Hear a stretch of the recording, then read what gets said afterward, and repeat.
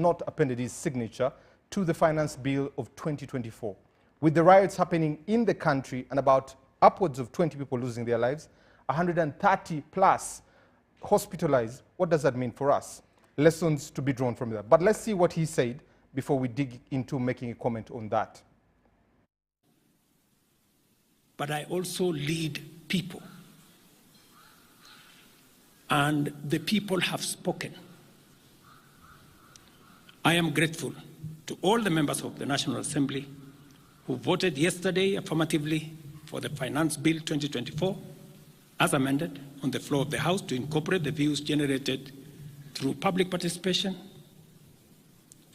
And following the passage of the bill, the country witnessed widespread expression of dissatisfaction with the bill as passed, regrettably resulting in the loss of life, destruction of property, and desecration of constitutional institutions. On my own behalf, and on behalf of these members and many other Kenyans, I send my condolences to the families of those who lost their loved ones in this very unfortunate manner. Consequently, having reflected on the continuing conversation around the content of the Finance Bill 2024, and listening keenly to the people of Kenya who have said loudly that they want nothing to do with this Finance Bill 2024, I concede, and therefore I will not sign the 2024 Finance Bill, and it shall subsequently be withdrawn. We've heard from the president there, and those were his comments, especially today about the finance bill. Fiona, let me start with you. Gen Zs on the street are demonstrating almost a whole week, more than 30 counties at that, over the 40 there. What do you make of this? It has been a painful, I think, and interesting phenomenon, because as everybody kept observing, they were not really led by anybody. It was like a mass agreement. It was a social contract that they would not have this bill signed. I congratulate the president on listening to his people. I love the way he has said, I concede, because you've got to give them their victory. I feel bad that it had to come to this. A lot of lives have been lost. A lot of property has been damaged. But also a lot of trust has been broken. The leaders that passed that bill, in spite of the protests, they didn't listen. The representatives of the people didn't listen. But the leader, their foremost leader, has listened. I think as neighbors who have families and friends there, we are relieved. It's time now to heal wounds, heal relationships, but also learn from this. Learn that there is a social contract that every leader has with the people that they govern, and it's very powerful when you honor it. Thank you very much. Honorable Lydia, when you listen to the words of President Ruto there, especially conceding and also with the precursor of the protests of the Kenyans there, what do you make of this, especially being that the NRM is in leadership for such a momentous occasion? Well, it speaks to humility of a leader, because not many leaders at his stature could say, I concede. But I've worked and lived in Kenya for many years. It was a drawback to 2007, but also 2001. You remember when the late President Moi was handing over, there were fights, there were riots, changing the constitution of Kenya to change even the transition of government from Moi to other democratic processes. In 2007, the post-election violence. You remember that President Kibaki, the late, was sworn in, but Wananchi could not allow him to settle in State House. It had to end up a shared government, and had to concede, you remember, that to negotiate, amend the constitution, and provide for other stakeholders to govern Kenya with the position of the Prime Minister, which was not in the constitution then, and they worked out something that would work for people. And of course, at every stage, there's loss of life. And I think that what has happened this week, at the time it was about elections, now it's about the way people want to be governed in the House, Parliament. They broke into Parliament. They took away the mess. The mess is the symbol of power of the legislature. And I think after carrying away the mess, you have no assembly. You have now to negotiate. And it takes a humane leader to accept considering defeat, because he still had the state power to keep pushing, but despite the fact that he has now issued a state of emergency, he has been able to say, okay, let's negotiate and revisit the bill. And I think that's very important. East Africa, Uganda not an exception, has the biggest population. This week or next week, they'll be announcing Uganda's results of the National Housing and Population Census. In my mind, and many of you know that Uganda, the youngest population, are under the age of 40, 45. I normally look at the parliamentary directorate. These honorable seconders are now the seniors of parliament. Majority of them are young. They are below the age of 40. And you may find that there are many members of parliament who are not representing youth, but they are younger than the youth MPs. So we have a young population. And for us, they're also already in leadership, in elective positions. There is no leadership in the country or in the region that should plan and take decisions without zooming a lens into the interests of the young people. When I was looking at the Segona's recent finance bill and the policy statements, I was eager to look, I was interested in looking at what they have put in the ICT, because this is the Gen Z of our time. These are ICT, the young population is about ICT, it's about sports, what is in the sports sector. I really, that's where the eyes of the country should go. But whether we are doing that or not is a conversation for another day. But we want to pass our condolences to the Kenyans that lost their lives. These are young people for this cause, and every stage of their struggle, there is loss of life.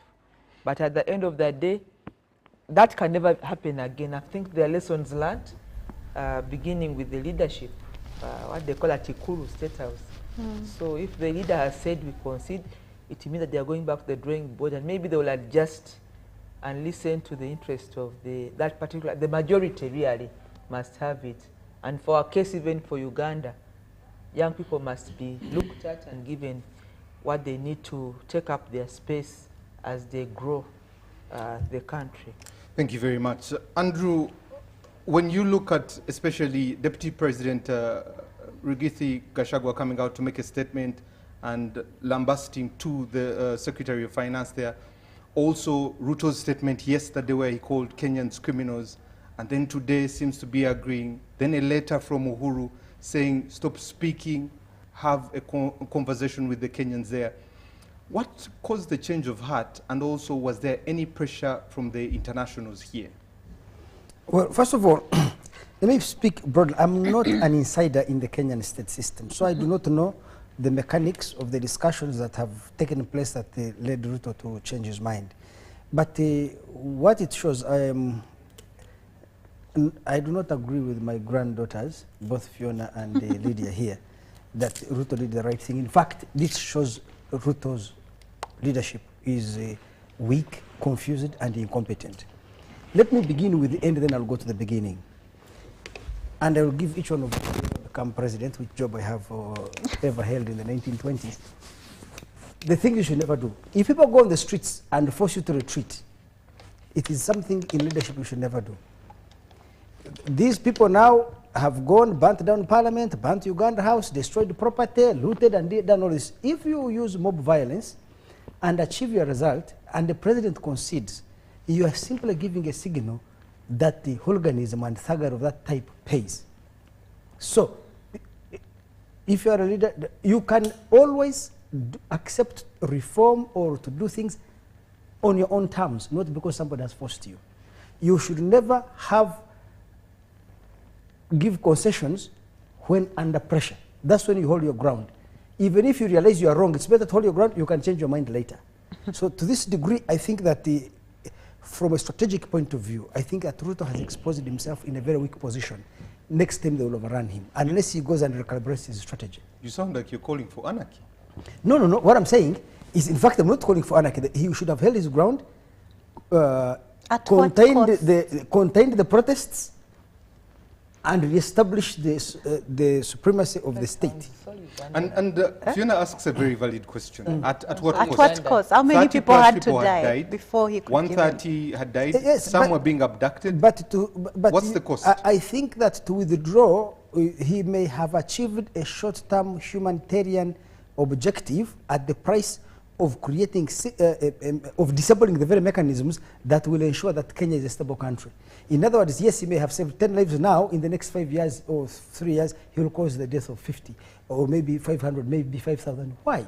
Because young people or any group of people cannot go burn down parliament, do all the kind of hooliganism and violence, mob violence they did, and then you concede to it.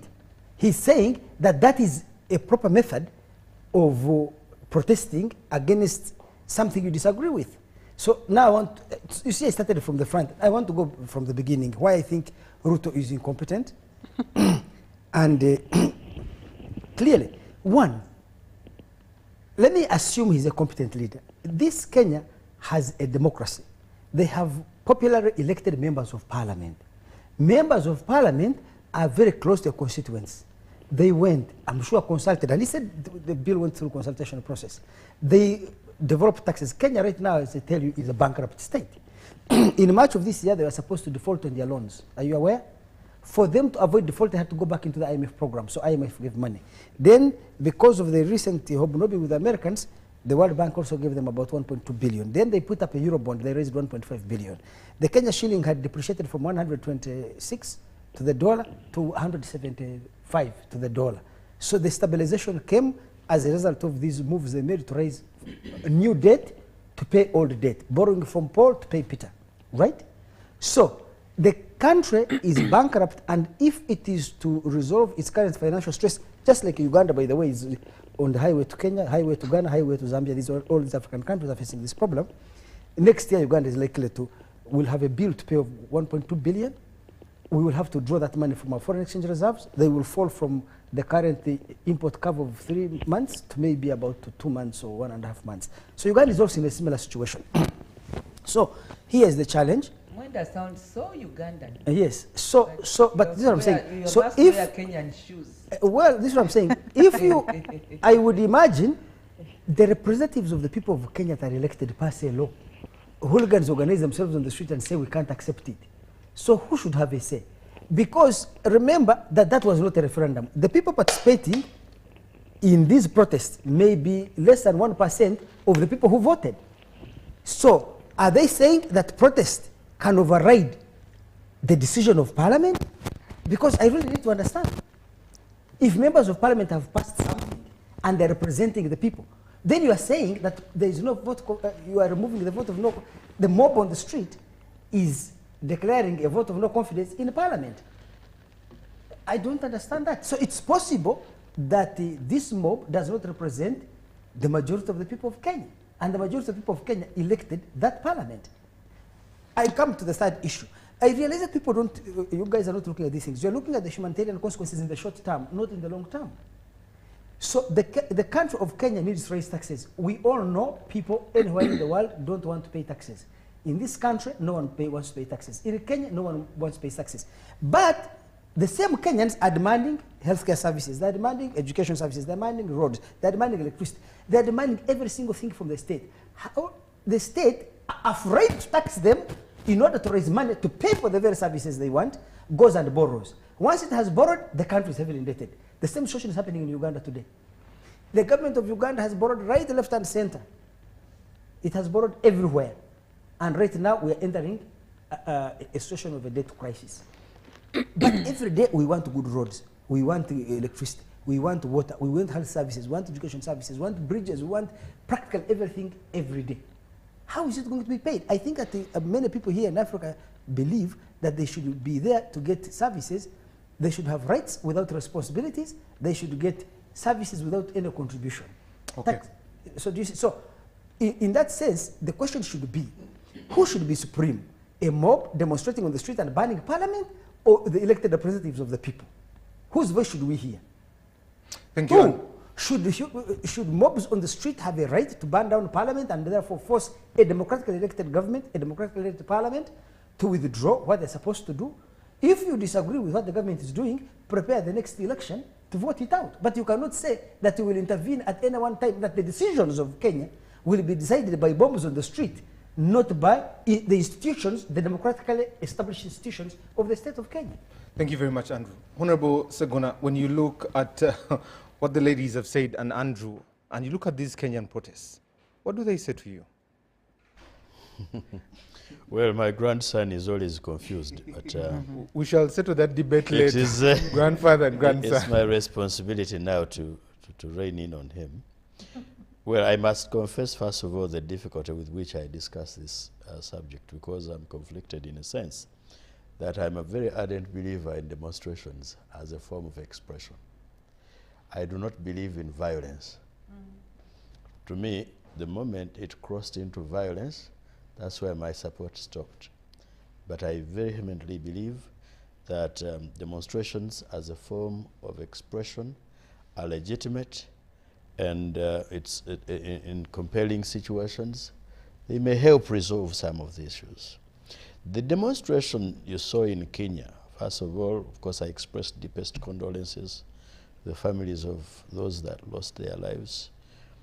We have lost property as Uganda. I visited the same Uganda house, I think, 2 months ago. In supervision, we have spent heavily on it. I don't know why, of all foreigners' property, they targeted ours, but I think there has been some circulating rumor that, one, we are the advisors to the Kenyan government on how to rig elections. Other people have been saying we sent Uganda police. I think there was something circulating on social media that there was a vehicle belonging to the Uganda police which went to Kenya, and so on and so forth. And that's how destructive social media may be. Kenya has a constitution with a clause that requires public participation whenever they are making a law or taking fundamental decisions. Through that public participation, Kenyans, at least the sample that appeared in the consultations, rejected the finance bill. Do not forget that Kenyans have just been slapped with another tax called the housing levy.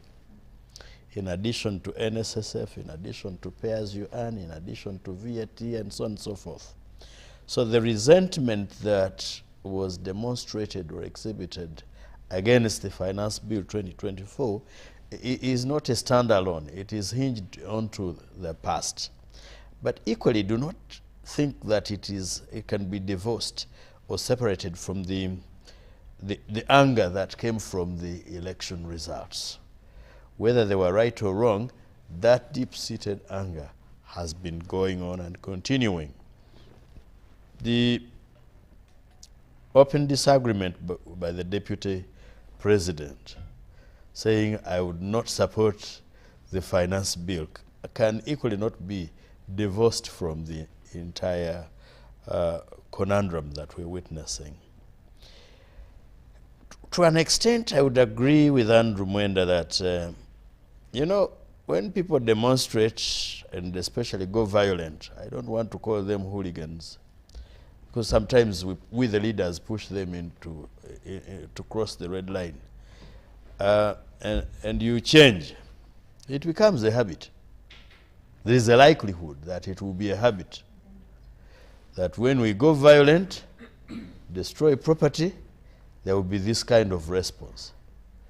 I was looking at Kenyans with admiration, thinking, if it was this one's grandson, I don't know how many people would be dead now. Because for him, when it comes to power and money, he can kill and eat you alive. So that was my concern when it crossed into violence. I saw at some point when the youth were holding the mess saying, power is back to the people. Like Lydia said, without the mess, there is no legislative authority. So the people captured their power, took it, away from the legislators they voted, and went away with it. Now, before you praise President Ruto, you've got to ask a question: how did we get there? What Kenyans were demanding was an answer. How did you even think about it, that you can have such proposals in a bill? Remember, at the end of the day, we're going to bear the brunt of paying these taxes that you are introducing. Why did you think about it? Two, through public participation, when we told you, don't think about it, why did you think about it?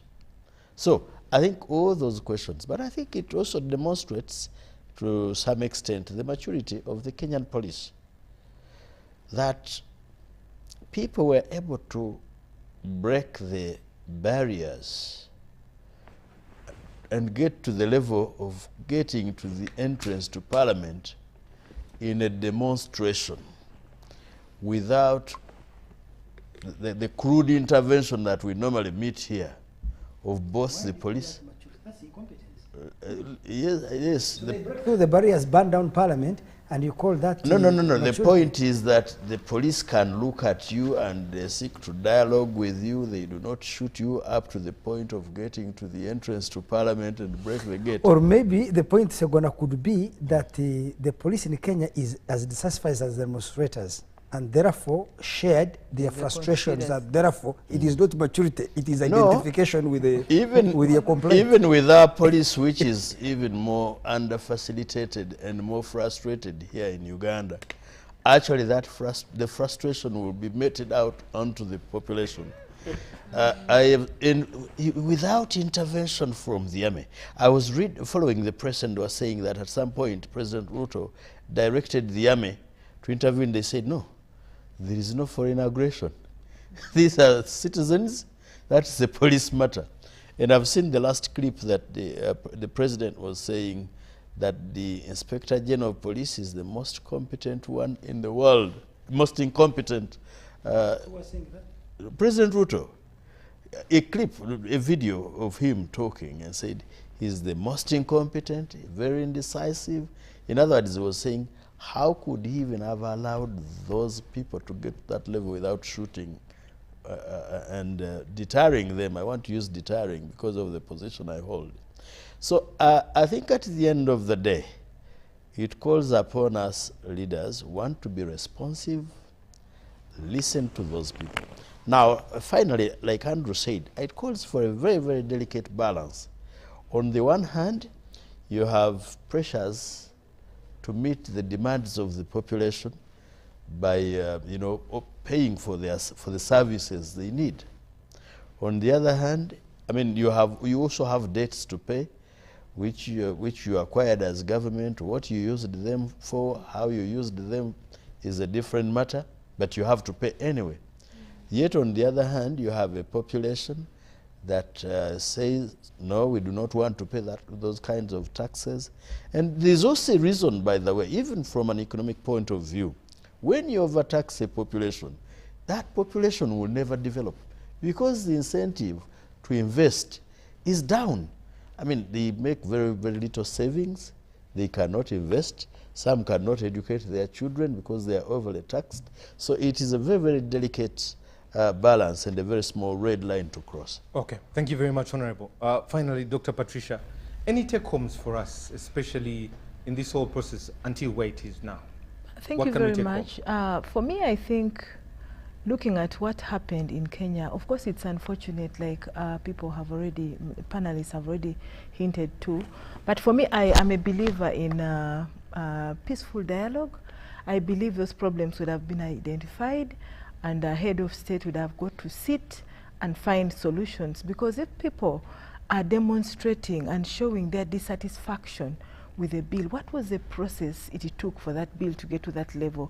Did they consult with the communities, with the stakeholders, and so on? So I think for me, I am very happy with the directive the direction the president took by conceding, because for a strong leader is one who first of all acknowledges his mistakes and gets to apologize and goes back to the drawing board and say, where did we go wrong, and seeks to correct his mistakes. And I believe that can be done by dialoguing and encouraging a conversation with the demonstrators.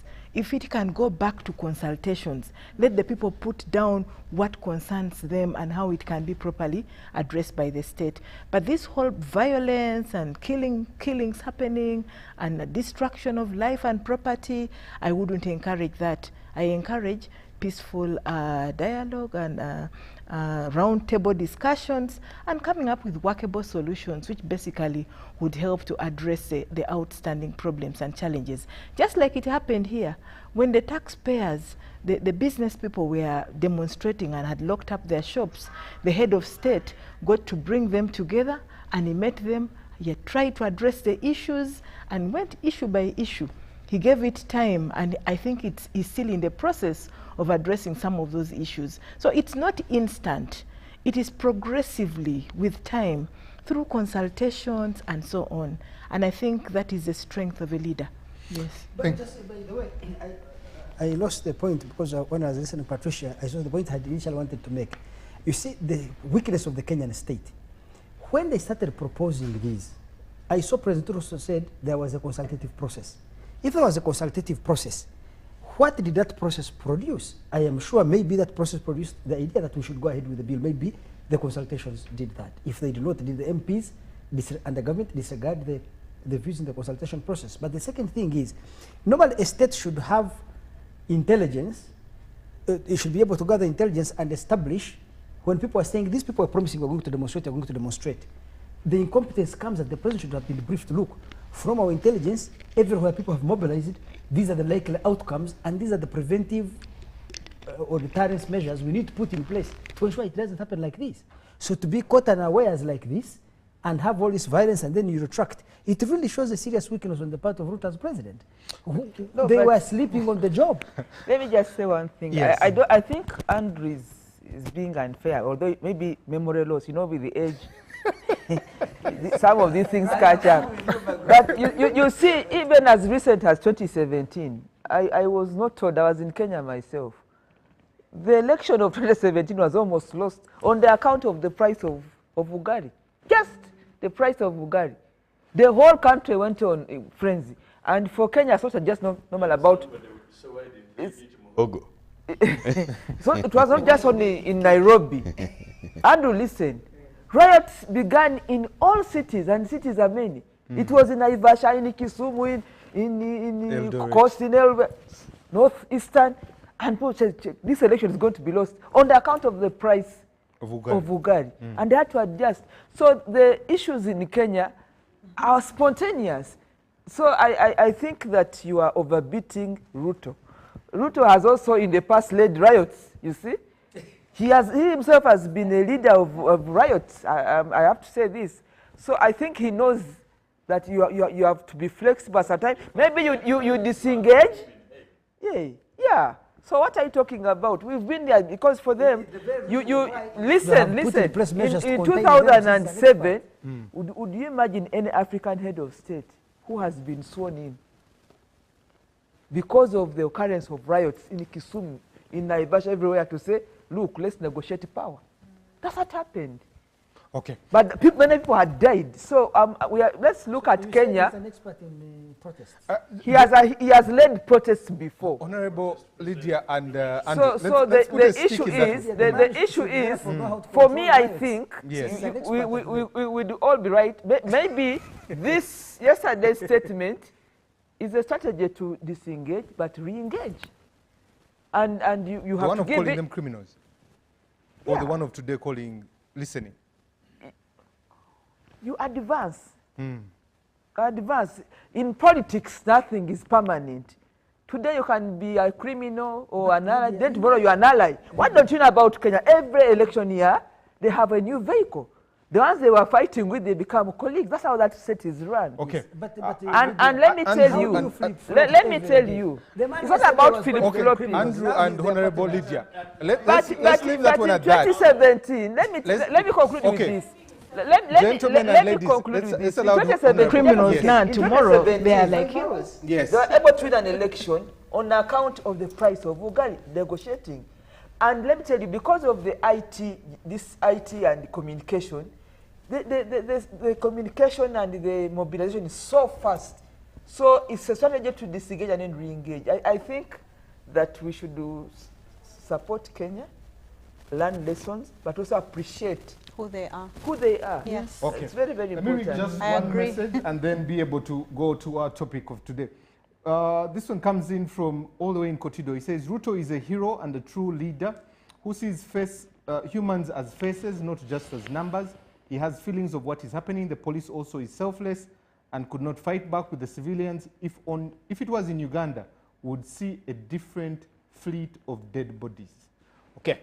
Now let's get into our topic of discussion, which is corruption. Oh. And as we get into this one, let's watch 2 clips and be able to dig into it as soon as I we was come back. enjoying on the this. Kenyan one.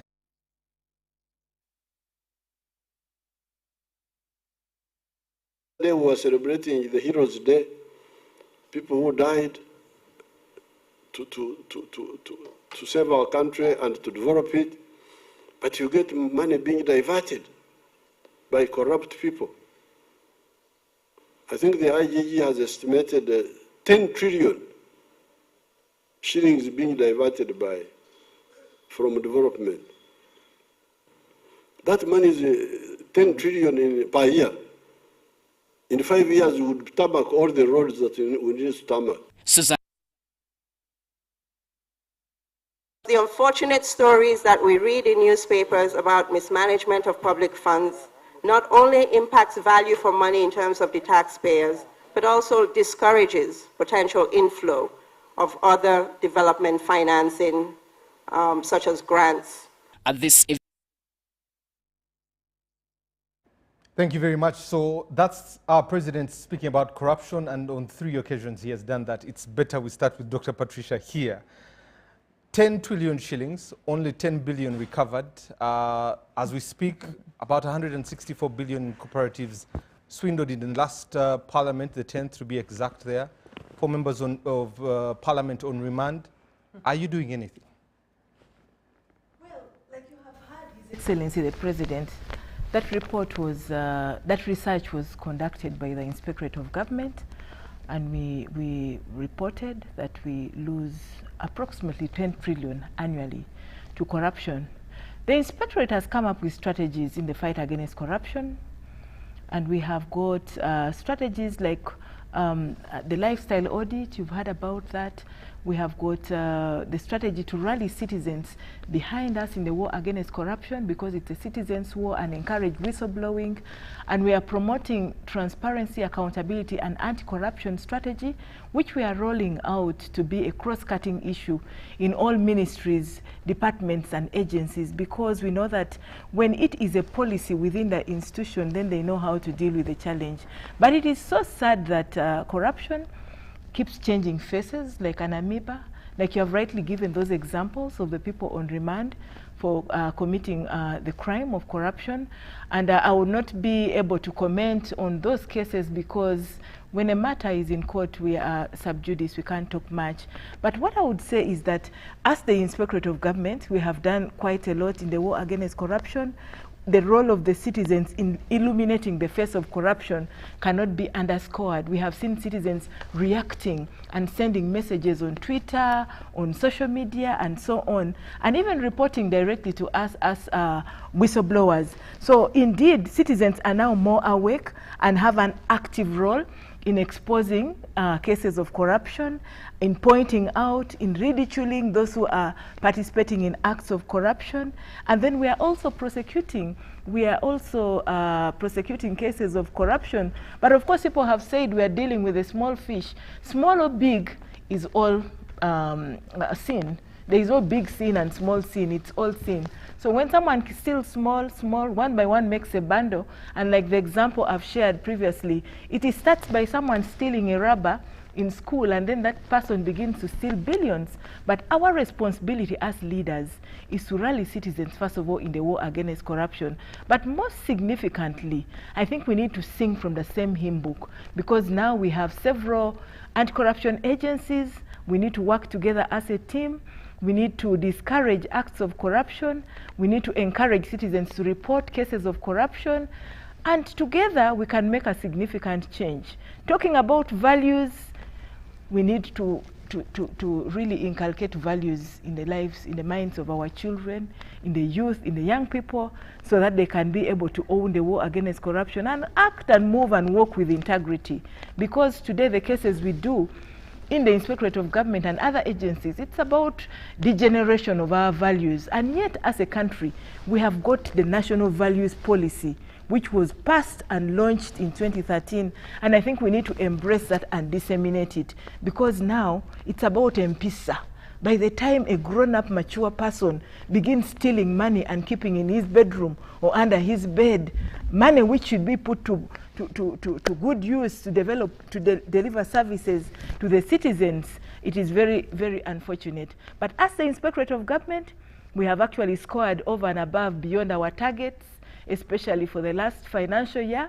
We had an AGM recently, and I was very excited to see the different directorates and regional offices reporting, and we're like, hey, if we can deliver beyond our targets, then we can even take this a notch higher. We are determined to continue rallying citizens in the war against corruption. We are determined to roll out the transparency, accountability, and anti-corruption in all government agencies, departments, and units, and we want this war against corruption to be a successful war. Of course, we cannot say we are now winning the war, but we should begin thinking about singing victory songs and taking Ugandans out of lamentations, because they need a voice of hope. We need to give hope to the citizens. We need to give them feedback. We need to be in sync with the citizens. And as the Inspectorate of Government, we have got strategies of bringing citizens and building that trust with the citizens, especially in the war against corruption. Thank you. If this was church, that would be a very good sermon. A lot of hope, a lot of good words said there, a lot of strategies, not translating to the Ugandans. What a Ugandan is looking for is medicine, is a good road. And that's not what is there. Go to Sao Apollo, go to any other place for them to be able. We keep talking about 21,000 kilometers, but only 6,000 is paved in this country. Are you really doing anything for Ugandan to come behind you? The strategy of lifestyle audit really was stopped, died at the start. The one of citizen involvement really is preached only at IG's office. Generally, the strategies seem to good paper, good documents, and end there. What more? About the lifestyle audit, it did not die. If anything, we're actually implementing the lifestyle audit, and I can rightfully inform you and viewers out there that as the Inspectorate of Government, we now have the lifestyle audit guidelines, and we are moving a notch higher. We plan to establish a lifestyle audit unit. At the moment, it's stacked within the Directorate of Leadership Code, and for every case we receive, we subject it to the compliance test. Did this person declare? Are his assets commensurate to his well-known sources of incomes before we even begin any investigations? Then we go through the lifestyle audit. Over time, how did this person accumulate all these resources? And we look at the several declarations the person has done or made to the Inspectorate of Government.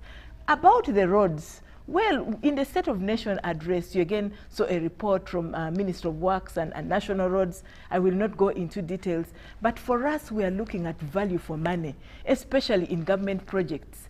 I will share with you an experience in what we did in Kabale, Ntungamo, and Mbarara on USMID. We are monitoring the USMID projects, and the roads had not been paved at all. But because we swung into action and got to engage with the technical people on ground and the contractors, of course it was a nasty experience. There are areas we went to, but like Kabale, where people even attempted to riot while I was there monitoring the project. And I told them, you people, you have talked about corruption, but now I do not know who ate what amount of money. What I need is service delivery. And I put deadlines. I came up with strong recommendations and directives. In 2 months, the roads were paved in Kabale, Mbarara, Ntungamo. And now I can proudly say that they are now beginning to install the lights. Because you can't say the Inspectorate is not doing anything.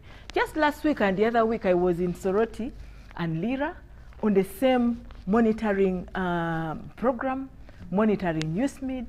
And for Soroti, I got to some good progress. But in Lira, there was some money supposed to be taken back because it cannot be absorbed. And I was like, but how can this happen?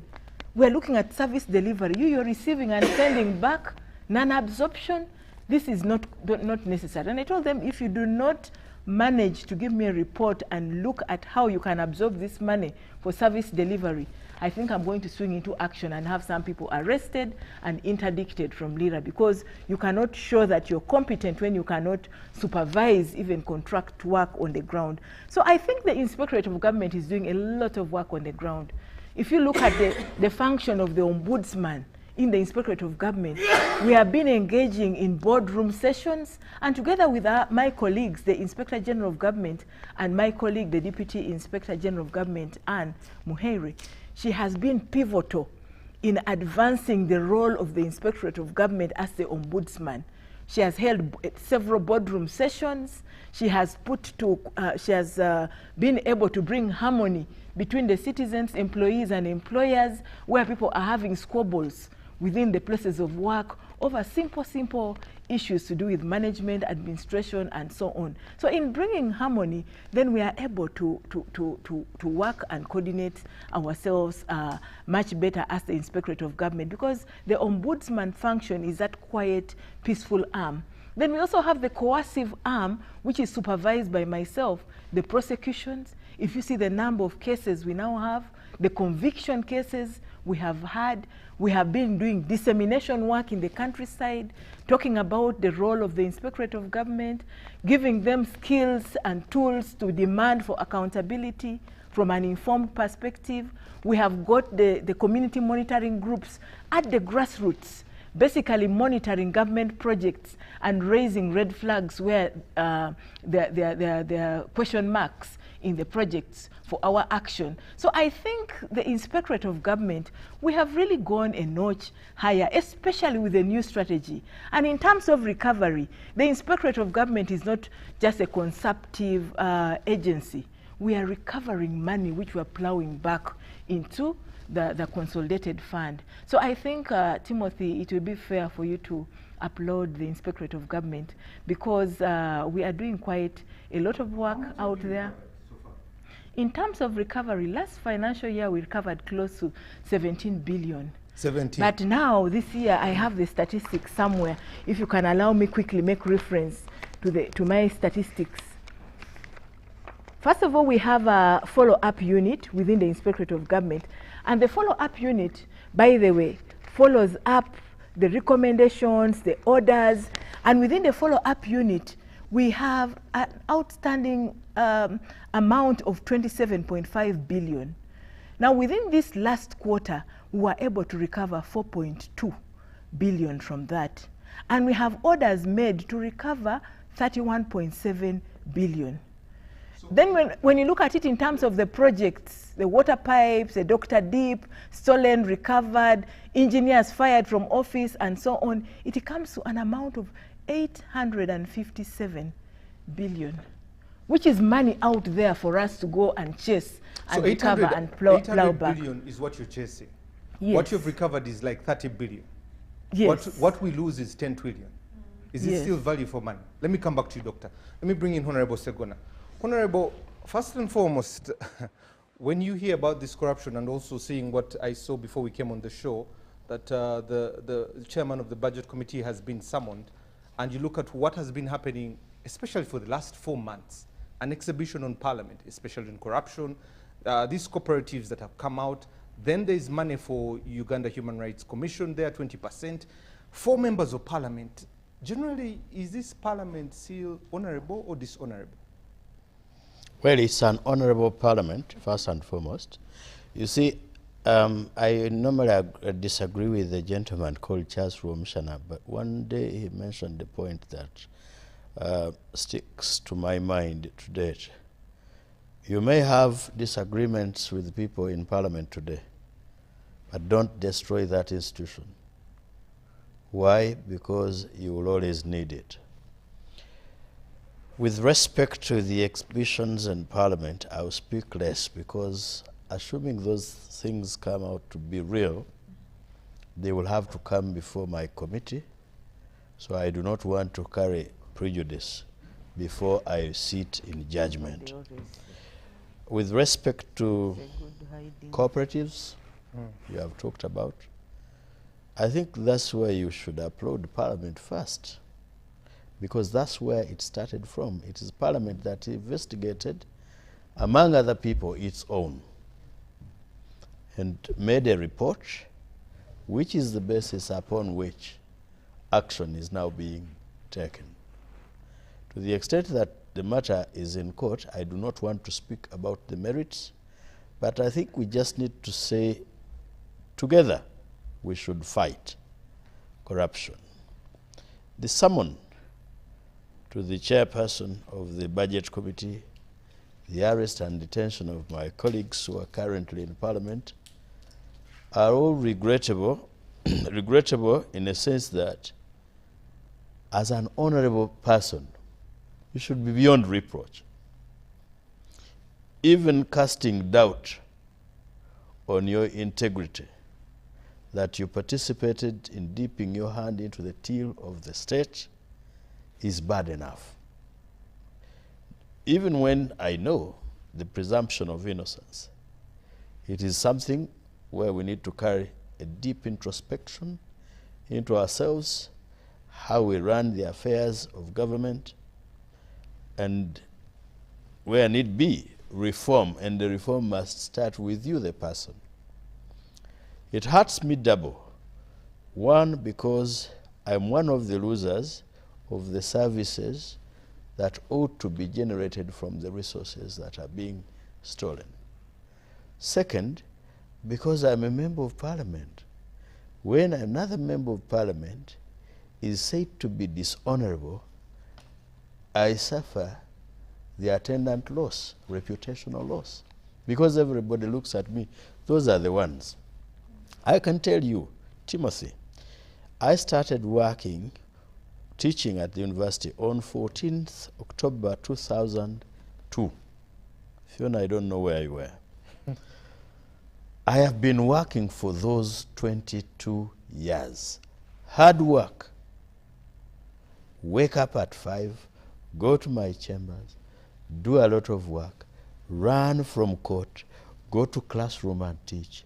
I used to do trading in some, produce, etc., get some little money.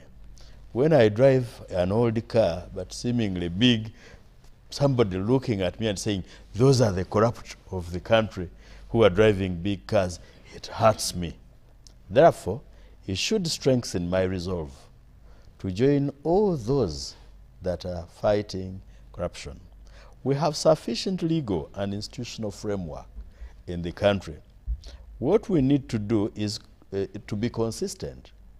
Beginning with the head of state, I was watching on TV when he was telling the Honorable Betty Kamya, go slow on the corrupt of this country because you will force them to invest the money outside. That was a very big statement coming from the head of state, whose appointee had just decried the levels of corruption in the country. Today he says, I now have evidence that the corrupt have a chain from Ministry of Finance, State House, and Parliament. He has started with Parliament without prejudice to the innocence of those that have been arraigned in court. You can say he has started the march. For those that have been summoned to go to CID from Parliament, none has come back. I pray for the chairman of the Budget Committee, who you say has now been summoned, in the hope that probably for him, he will be able to come out of Chibuli. If he doesn't come out of Chibuli, together with the colleagues that are already in incarceration, my prayers to them for justice. And justice means if they committed the offense, may they pay for the sin. If they did not commit the offense, may they come out and enjoy the freedom enjoyed by other Ugandans. Now that the head of state knows of the other players in State House and in Ministry of Finance, I'm still waiting also for their summons. For you? For their summons. Those people, well, I expect no summon. The people in Ministry of Finance, the thieves he talked about in State House, I am still doing my research to find out whether the people working in State House and stealing from State House are not his relatives. I am doing my research to establish if they are not his relatives, and if that is not the reason, they have not been summoned, yet he knows them. Timothy, consistency is a very, very important element in the fight against corruption. There have been allegations against his own relatives. There is somebody who is said to be related to him as an in-law, who was convicted on her own plea for the theft of Gavi funds. Convicted on a plea of guilty. Is that person in prison or a minister? So, if you, and I remember one day, these days when he was trying to go on Twitter then, and he was saying, tell me just one case, not 5, of any person who is known to be corrupt, and I have not disciplined. A young man went back on Twitter and said, Your Excellency, very, very respectfully, said, Your Excellency, Honorable Alice Kaboyo was convicted of corruption, and she is now a minister. The old man didn't go back on Twitter. I have not seen him tweeting again. So the point is this. Some people say that even these MPs are in prison because they are not related to him. They are not close enough. So, and I don't want to insinuate that he has corrupt relatives. If he has them, I would love to see them arraigned. Finally, the IG, the Inspectorate of Government, all the anti-graft agencies of the state, I really feel for them. Having been chairperson of the Public Accounts Committee for 2.5 years, and now chair PAC, there is one cross-cutting difficulty with which all agencies of government are executing their functions. And that is generally classified as poverty. Because when we interrogate them, the cross-cutting plea is, please work on our budget. I'll give you an example. We make recommendations after analyzing the Auditor General's reports. Do a forensic audit in this. And you know what the Auditor General told us? The capacity of the Auditor General's office to do forensic audits is limited to 4 reports annually. The financial ability of your country to do forensics. So if you order forensic on Gululira Road, you order forensic on Kanyum something road, you do order forensic on Mulago, you are left with 1. You cannot do more. Finally, value for money. Value for money audits are very, very important. And taking from where Patricia left, and actually you were the one squeezing Patricia to tell you whether they really meet the value for money standard. Value for money audits would tell us, actually would be the redeemer. There are 2 redeemers. The first is value for money, and I'll tell you the second. With respect to value for money audits, we have limited financial capacity, we have limited technical capacity. The way government is running these days is people don't touch cash, they don't touch money.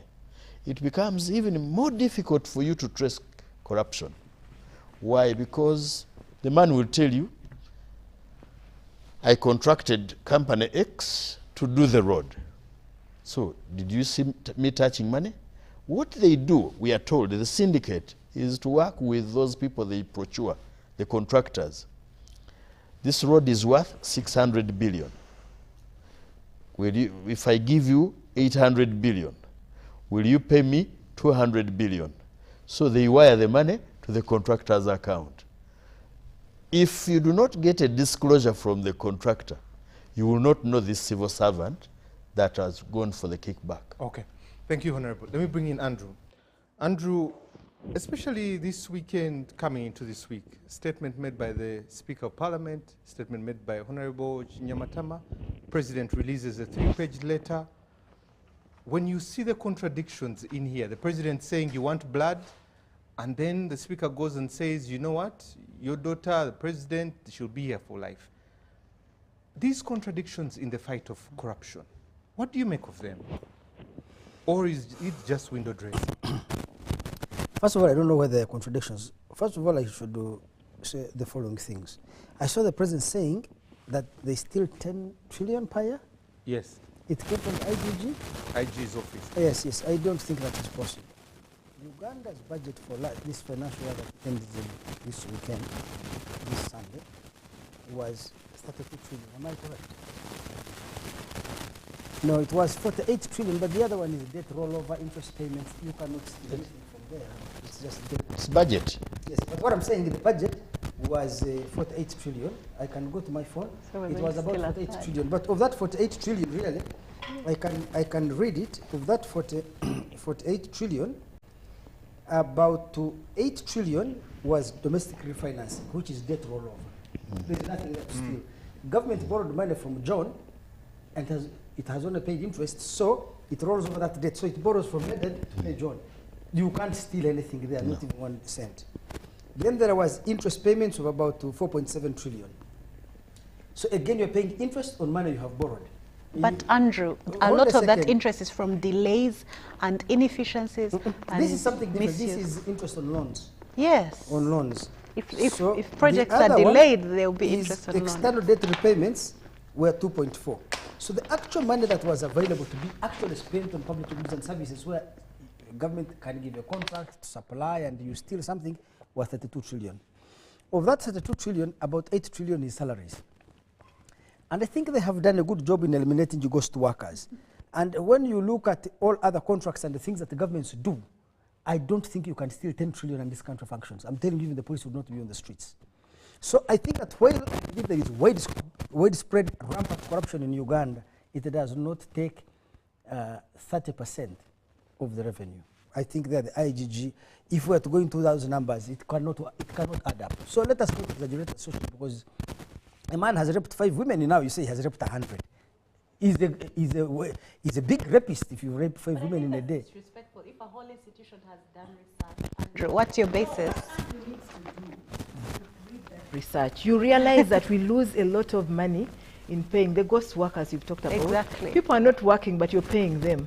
Then the Disguised contract, the ghost unemployment. projects which are not picking up and and so on. And you're paying But interest. and we lose both in overt and covert corruption. Patricia, the point I am making, and also for Fiona, no, I don't have an estimate, but the way I look at the budget of Uganda, and I know Ugandans with their penchant for exaggeration, I don't think it is possible. I would be surprised that in the budget of 30 trillion, you can steal 10 trillion and this country functions. So your point is we are still stealing too little? I'm not saying that we're stealing too little. I simply want to say that at least we need to have some realistic estimate of how much we lose. The fact that a man raped 7 women does not necessarily mean that you can say he raped 70. If I may say something, I think we already expend a lot of effort on finding out who's stealing what. I've seen a lot of duplication of those things. So that when I have finished, others can intervene. So Yes. Sorry. the first thing I want to repeat, You that don't finish. Sorry, grandfather. but I have not Grandfather will not Please, finish because when let- grandfather begins challenging a comprehensive report prepared, I think he needs to come up with stronger points, because in that study. Okay, Andrew, I'll protect you here. Please go ahead. By the way, Andrew deserves protection. By the time you see Andrew respecting others when they are talking, you know that he's humble. Let's allow Andrew to speak. So the first point I want to make is I am inclined to disbelieve that you can steal 10 trillion from Uganda's budget. The budget is too small. And maybe what Uganda needs to do, so I will go and read the IGG's report. You can tell me something and I know it's likely to be true and something that's likely to be false. I don't think it's likely that it's possible you can steal 10 trillion from Uganda's budget. So I state the principle of the IGG that Uganda has widespread corruption. In fact, Uganda government is government by theft. Corruption is the way the system in Uganda works, not the way it fails. I'm inclined to believe Museveni is just politically posturing. Museveni cannot fight corruption because corruption is how he runs the country. He calls members of parliament, takes them to State House, serves them tea, then pays them off to vote. So policemen on the street will collect money.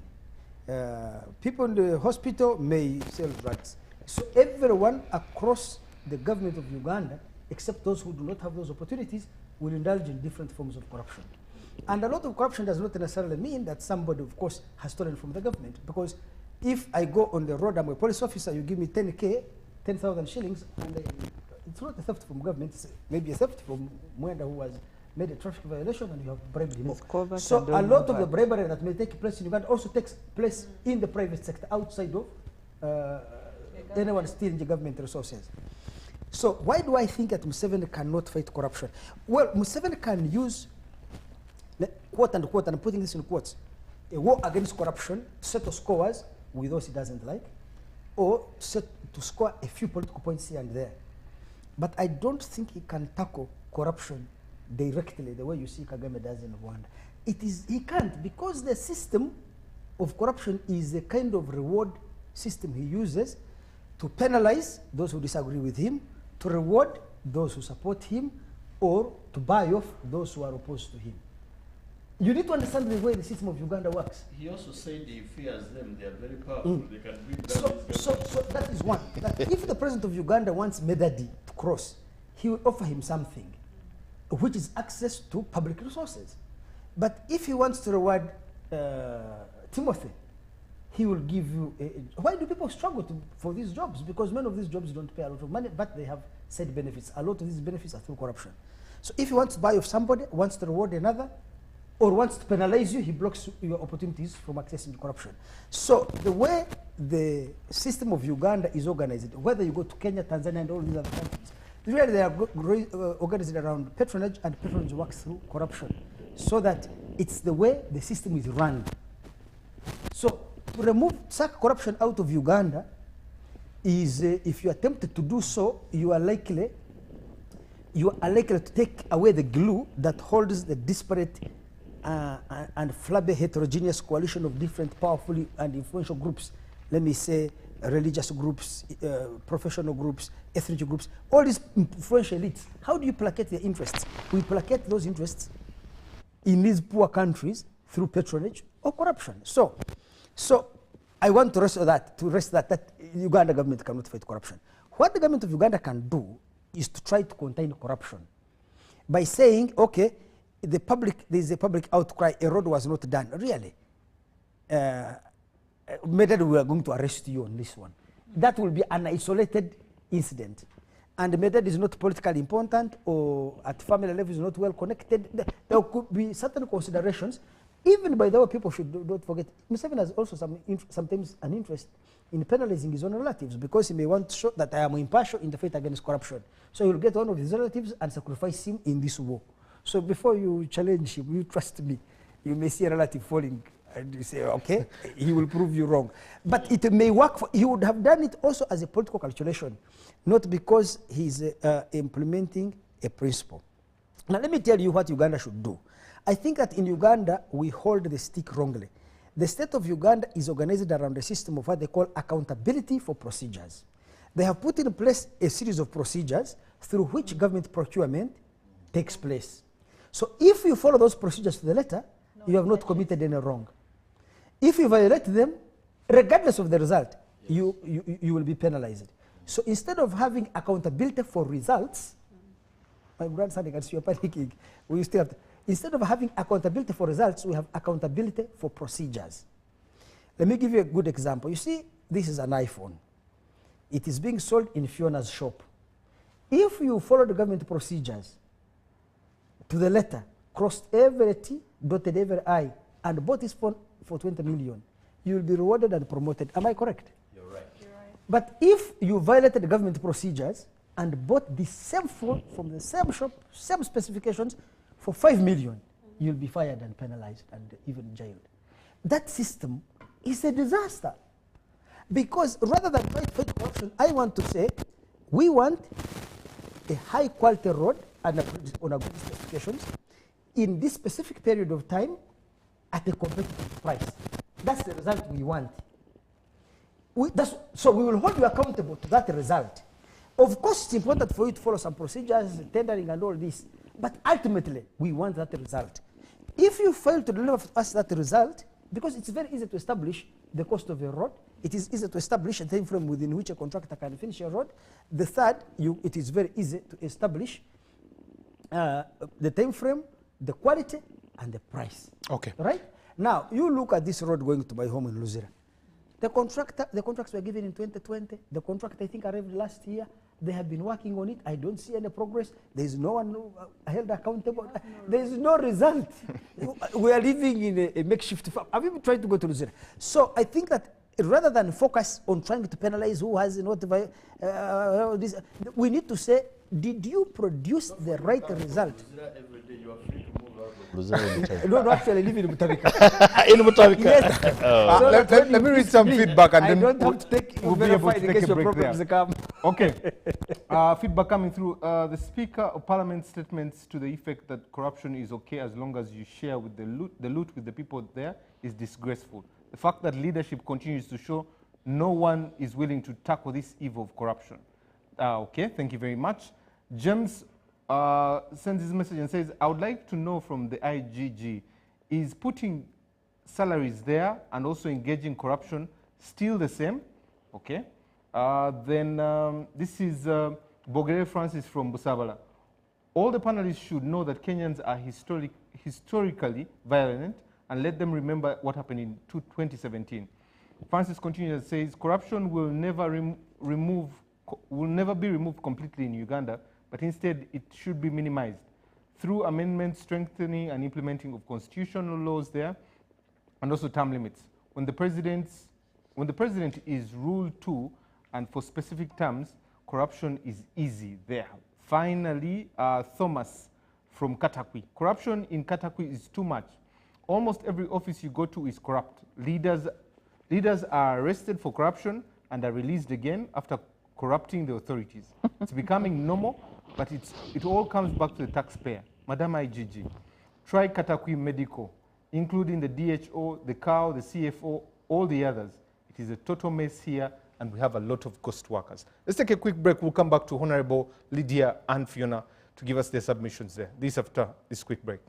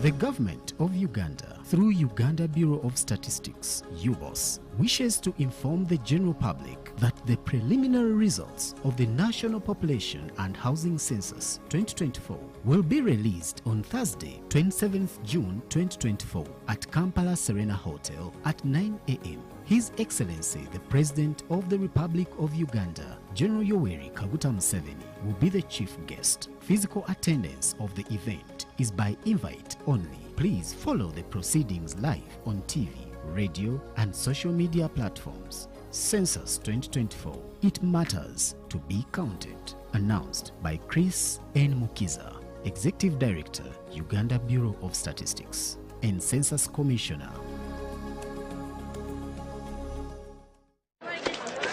Juko. Yo. Check the shopping, man. What's your secret? Haven't you heard of the parish development model, PDM? Yes, I did, but I thought it was just a talk. No, Sebatia. It is real. I and a few friends together formed a circle, accessed money from the PDM, invested in a portrait project, and now things are moving. Juko. I thought I was one of your friends. You are. But you left me behind. I didn't leave you in poverty. What you do, just visit your LC2 chairperson and your parish chief and start the process of economic transformation. Just like that. The parish development model is an initiative from the government of Uganda through the Ministry of Local Government designed to transform all lives of Ugandans for the better. PDM, my parish, my development, my life.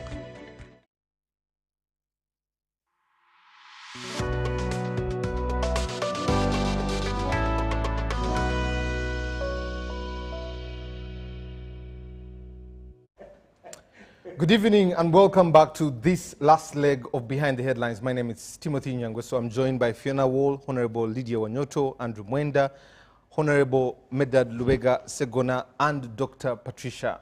And we're discussing everything corruption in the country. But let me read these two messages because somewhere someone has to respond to them. Asiku from Arua says, honestly, I concur with Andrew.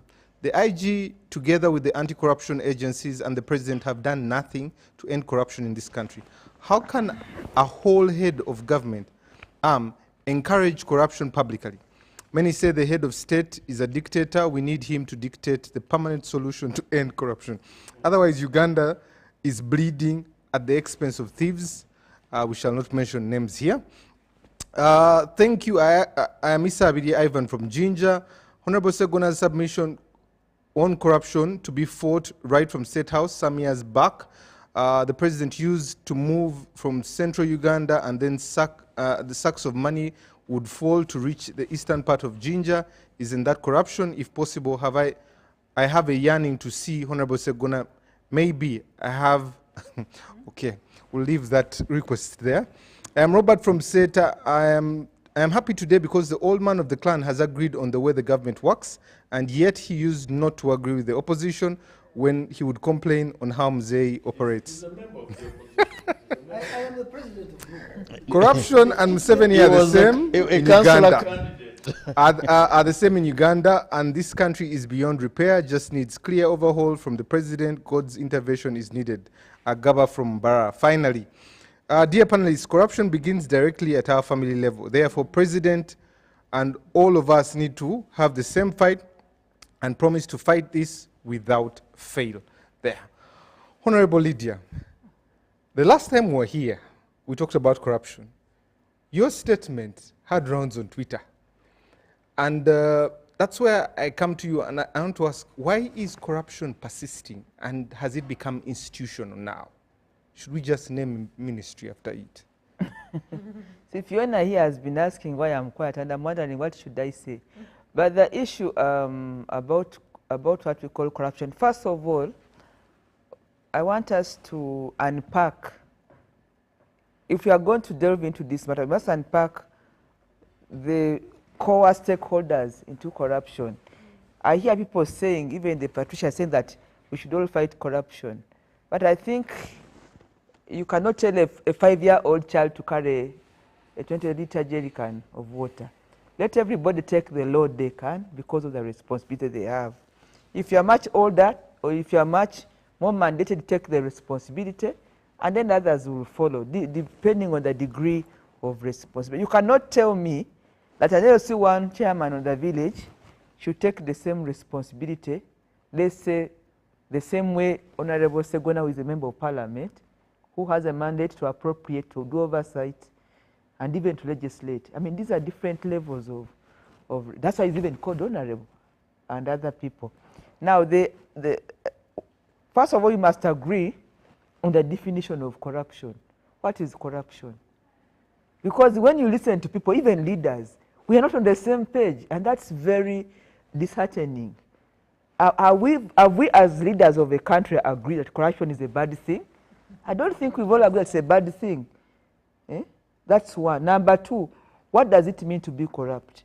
Because what you have seen now, for me, I think that corruption is holding an office of responsibility and taking away what's not yours. Because corruption is about public resources. That's what I think. And this is defined. We have at one point accounting officers.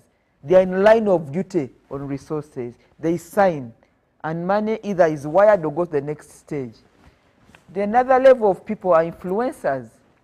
And I want to give an example of members of parliament as an arm of government. They don't sign anywhere, but they are big influencers on how resources are allocated and how resources move.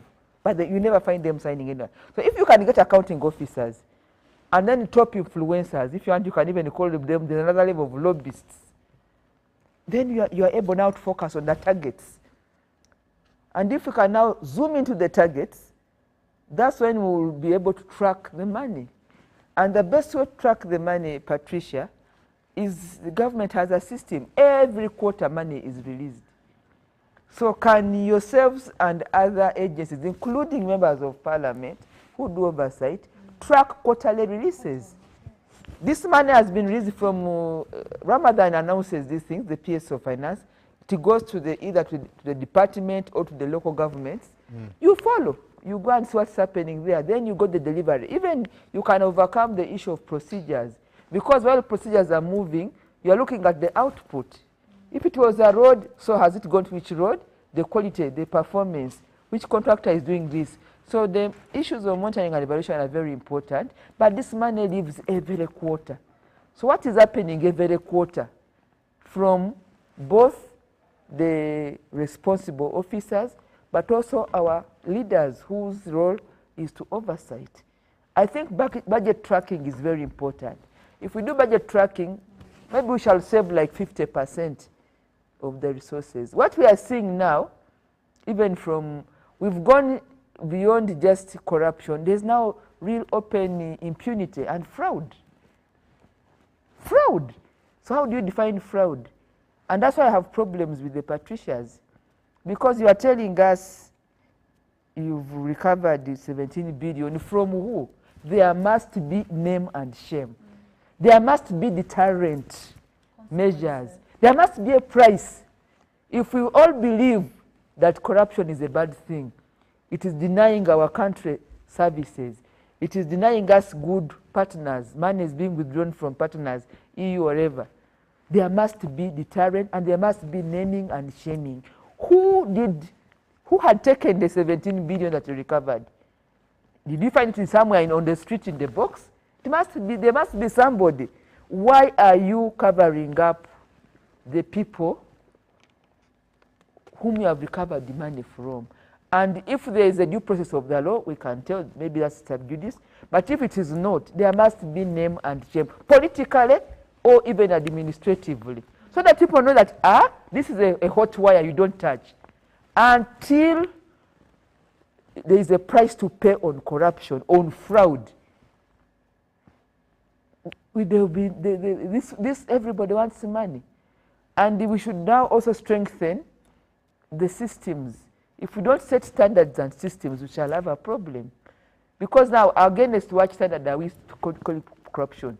Because you cannot tell me, I'm not convinced that somebody who takes 20% of a country's budget or a sector budget should have the same principal treatment, like the Patricia is saying, of an LOC1 who has taken 50,000 to issue a stamp. The principle is the same, but there must be a deterrent.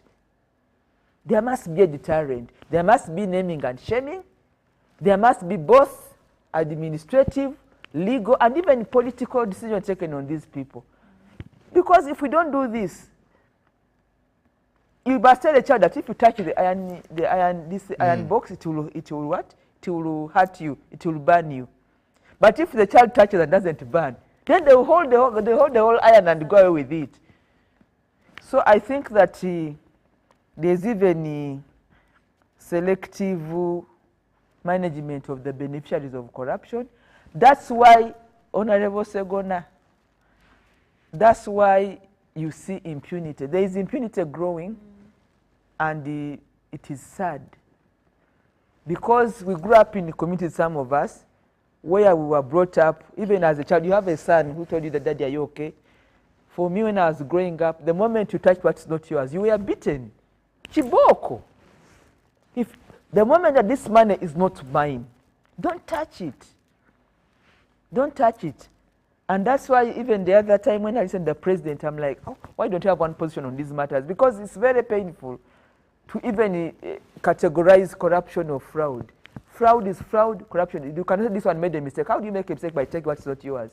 By the time you reach a level of being an accounting officer or being an influencer, a political influencer, you cannot afford certain mistakes. There must be a price. There must be a price. You want to listen to SEC, you hear a lot of things from SEC. Before we leave SEC, you have already heard. You have informers there, so better ask them. There must be a price. If we are not going to set a price, a deterrent price to this, even for the Patricias, I am sorry, you can keep your 17 billion because somebody else will come and take the 1 trillion. After all, you have covered them up. You must lift the veil so that there is deterrent, so that there is name and shaming, and people stop. And the beauty about Uganda is that we are about 45 million people. But we are talking about only about 100 people. They're those making us cry. There are very few people in our country who are privileged to either be assigning accounting officers or influencers. Parliament is 529. These are influencers. Accounting officers are how many? I don't think if they reach how many PSs or accounting agencies. They're about maybe not even 100. So public servants don't even account for 400,000 of our country. So this is a small group of people that you zoom in, set systems, and make it very, very, the high price for you to even touch a shilling so that we can save. Yeah. How many are they? So if there are 400 something, but like maybe a quarter of those. And how many of those are stealing? So so the group that is stealing, I think now you got my point. Roughly 1%. It's a smaller group. Even the office of the Patricias, there are many agencies. There are even too many. Because they can divide themselves and say, you just handle the accounting officers in local government.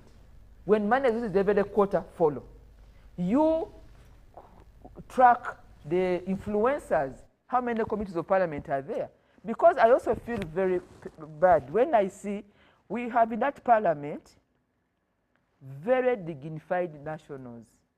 We don't even celebrate them because they're all having now a bad tag. But you have members of parliament of integrity. And they have been, and they are 529, but they have been lost out there because of 1 or 2 people that are influencers.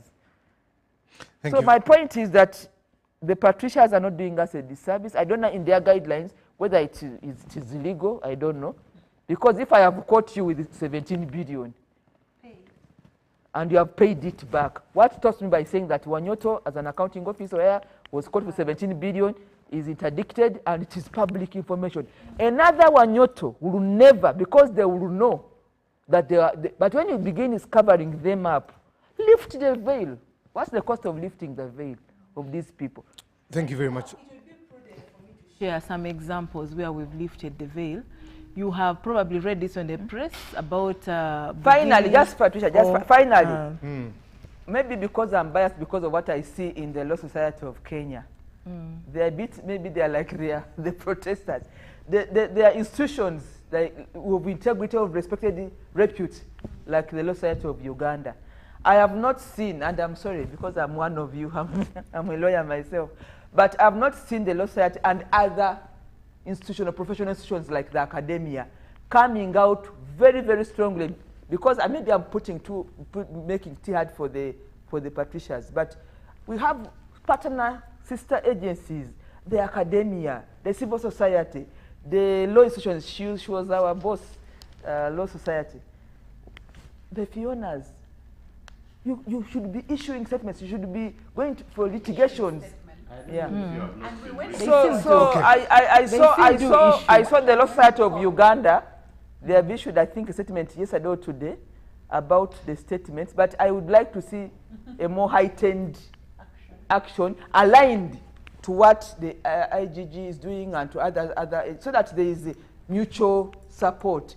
These people are few, but they are few, they are manageable, they can be caught, and they can be deterrent. We've just not been able, and we should be on the same page.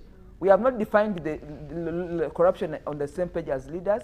We have not seen that it's a bad thing. Some people think it's a good thing. They are celebrating people who have broken through coffers of state resources. They are celebrated. They are celebrated in our religious forums. When you go to a mosque, they put you a mat out in the front, or they give you a chair in the church in the front. They give you a podium to speak on functions. And then some people are beginning to redefine. You know, Fiona is my cousin. I cannot speak about this. Okay, it's good to declare conflict of interest, but you're talking about the president's relatives. But all of us have that in us.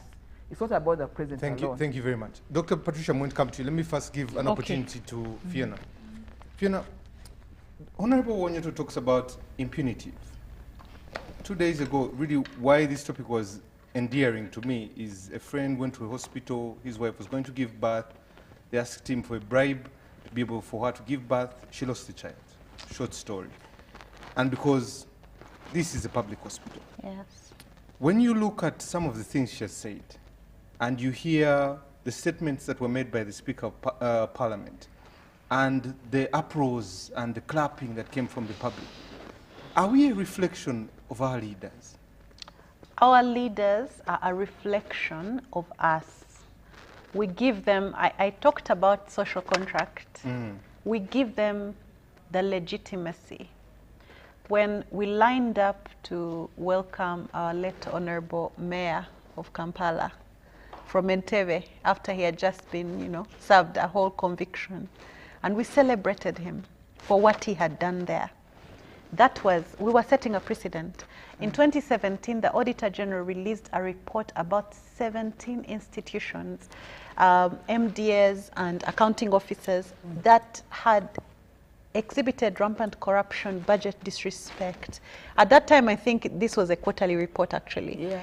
And they predicted collapse of some of these institutions. What was the response? We're still dealing with it. That was the time that the seed for rationalization was made. And I think it was an emotional decision that is still carrying on. What am I saying? I agree with my grandfather when he says that we are focusing sometimes a lot on the how instead of the what, the content. And we're not looking at performance or results. However, the how is very important, and governance is very important. The governance is the how, right? But then when you look at performance management, when you look at results, that's where I come and agree with Honorable Wanyoto. One of the things we need to see is consequences. Somebody needs to take the price, and I like what she's saying, because right now, should I say 20% of Uganda's whole population is carrying the tax burden of the rest of the country. So why shouldn't the 1% that are stealing all our money, okay, not all, some, the great majority of it, pay a small price and be the sacrifice to deter the 99%? I agree with you totally. But one of the things we're going to have to do is, someone said that it's foolishness to do the same thing over and over again and expect different results. So one of the things we've been doing is we duplicate efforts. COSASE goes and investigates and gets findings and puts a report there. And then we call another committee. PAC.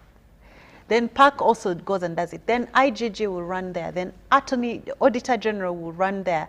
Then the press will focus on that.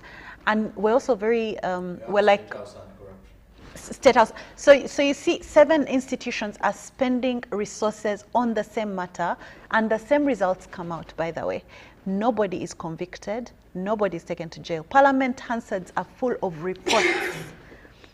The courts, if you go to Yuli, you're going to see conviction, sorry, not conviction, declarations where even people have gone to court. You've talked about the laws. Declarations have been made, but all these things have no consequences. Nobody of consequence has been touched. That's what we need to also mark, that there's been many sacrificial lambs, and they're not exactly innocent lambs. They're like the goats that you used to pour your sins on in the Jewish times. So they're guilty goats, but they're just goats, you know. The people of consequence have not been touched. And because they've not been touched, there's no deterrence. There's no way you're going to tell a young P7 child who wants to be prefect not to give pizza to his electorate for votes. When the other day he saw somebody, a parliamentarian in his constituency, throwing bags of money.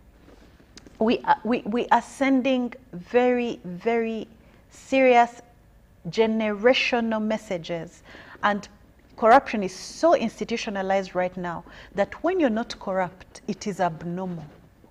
Actually, in this country, and I think that's what Andrew was alluding to, when people perform, what do you call it? We witch hunt them and get them out of office. Why? Because they're making everybody else look like, you know, you're not working, you know? So the other... Yeah. And there was a saying, they used to make reference to him, comically, that, you know, as Prime Minister, he was given per diem to go somewhere in the Arab world. He came back with a portion of it which he hadn't and used. He returned it, yes. And the following day he was fired. Oh, well. I didn't see it going there. But the other thing is, we have deliberately weakened our institutions. What do I mean? I do not like it when a public servant refers to their office as I really do not like it. I do not like it when I am talking about NRM Secretariat and I talk about Lydia. We personalize institutions, and in doing that, we remove their legitimacy. We do not respect institutions. If Patricia is doing wrong in the IGG, let's root her out and protect the institution. What happens is that we leave her there, we send a very bad message to the rest of the people, and the institution loses its credibility. We disrespect institutions. We also undermine them. I can tell you that you find that in MDS, it is maybe the sweeper who knows who's getting fired that day. Why? Because we have, even Parliament, there's a lot that's going on in Parliament, there's a lot that's going on in institutions that has undermined, and it comes to governance. So Andrew, we're not that efficient in insisting on the how, because the issue of governance in this country is very deep-rooted. When you look at the political will, there is no political will in our institutions to deal with corruption. Lydia was talking about budget consistency. You are talking about tracking. Every day, the Parliamentary Committee on Budgets approves additional money to projects, additional loans, not every day, but almost every month, additional loans to projects where the absorption is even less than 40%. So they borrowed money, the government of the Republic of Uganda borrowed money that my great-great-great-grandchildren will pay back to build a road. 4 years down the road, it's not yet built. But these people are coming back for an addition. Because of their own delays, nobody gets punished. I think people should be afraid to present, what are these budgets they are called? Supplementary. Supplementary. At the time they're making the budget, they're preparing their budgets, they now have planned supplementaries. In fact, they do this intentionally. When they pass a budget, everybody starts saying, oh, wait, for August, we shall see supplementaries. Yeah. That is indiscipline, that is fiscal indiscipline and criminality. It should be dealt with. There should be consequences. And Mr. Segona, with all due respect, Honorable, Parliament should pay. They are the ones, they're not just influencers, they are the decision makers. They stamp these bad decisions, and they are the ones who are not paying taxes. So I do not know how... Did I hear right? Yes, and you know what I mean. Let's not go into details.